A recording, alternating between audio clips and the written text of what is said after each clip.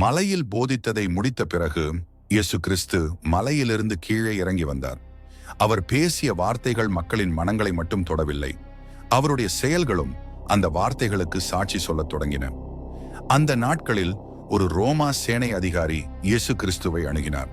அந்த அதிகாரி யூத சமுதாயத்தை சேர்ந்தவர் அல்ல, ஆனால் அவருடைய மனம் இரக்கத்தாலும் கருணையாலும் நிறைந்திருந்தது.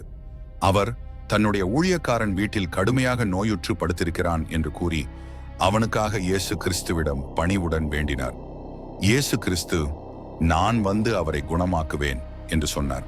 அதற்கு அந்த சேனை அதிகாரி மிகுந்த தாழ்மையோடு, கர்த்தாவே, நீங்கள் என் வீட்டிற்குள் வர நான் தகுதியானவன் அல்ல. ஒரு வார்த்தை மட்டும் சொல்லுங்கள், அந்த ஊழியக்காரன் குணமாவான் என்று கூறினார். இந்த விசுவாசத்தை பார்த்து இயேசு கிறிஸ்து வியந்தார்.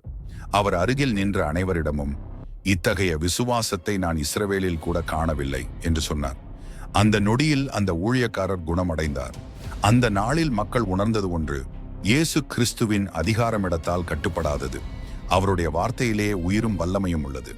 அதன் பிறகு இயேசு கிறிஸ்து தம்முடைய சீஷர்களுடன் ஒரு படகில் ஏறினார். கடல் அமைதியாக இருந்தது. ஆனால் திடீரென்று ஒரு பெரிய புயல் எழுந்தது. அலைகள் படகிற்குள் புகுந்தன. சீஷர்கள் அச்சத்தில் உறைந்தார்கள். அந்த நேரத்தில் இயேசு கிறிஸ்து படகில் அமைதியாக உறங்கிக் கொண்டிருந்தார். சீஷர்கள் அவரை எழுப்பி, கர்த்தாவே, நாங்கள் அழுகிறோம், உங்களுக்கு எங்கள் மேல் கவலை இல்லையா என்று கேட்டார்கள். இயேசு கிறிஸ்து எழுந்து காற்றையும் கடலையும் நோக்கி, அமைதியாக இரு என்று கட்டளையிட்டார். உடனே புயல் நின்றது. கடல் அமைதியானது. அந்த காட்சியை பார்த்து சீஷர்கள் ஒருவரை ஒருவர் பார்த்து, இவர் யார்? காற்றும் கடலும் கூட இவருக்கு கீழ்ப்படுகின்றனவே என்று ஆச்சரியப்பட்டார்கள். அந்த நாளில் அவர்கள் இன்னொரு உண்மையை உணர்ந்தார்கள்: இயேசு கிறிஸ்து ஒரு போதகர் மட்டுமல்ல, படைக்கப்பட்ட அனைத்திற்கும் அதிகாரமுடையவர். படகு கரையை அடைந்ததும் ஒரு மனிதர் இயேசு கிறிஸ்துவை நோக்கி வந்தார். அந்த மனிதர் நீண்ட நாட்களாக துன்பத்தில் இருந்தவர்.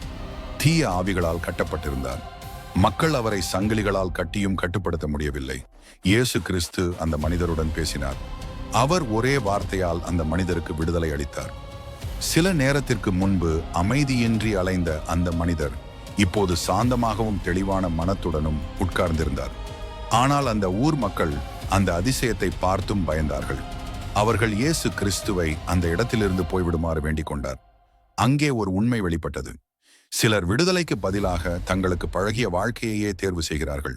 அதன் பிறகு யாயிரு என்ற தலைவர் இயேசு கிறிஸ்துவை அணுகினார். அவர் மிகுந்த வேதனையுடன், என் மகள் மரணத்துக்கு அருகில் இருக்கிறாள், நீங்கள் வந்து அவள் மேல் கை வையுங்கள் என்று பணிவுடன் வேண்டினார். இயேசு கிறிஸ்து அவருடன் சென்றார்.